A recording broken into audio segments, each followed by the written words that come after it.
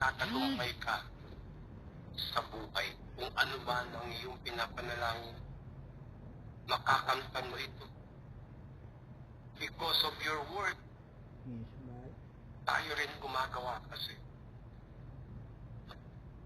Nung mapiplease natin ang Panginoon, yung maihipo natin ang puso ng Diyos na ibigay na sa atin yung pinapanalangin natin.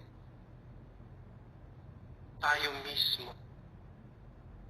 rin mismo ang gumagawa nila. Ayon sa ating pananampalataya. Kaya nga sabi sa salita ng Diyos, sa Mateo chapter 6, verse 33, seek ye first the kingdom of God and His righteousness,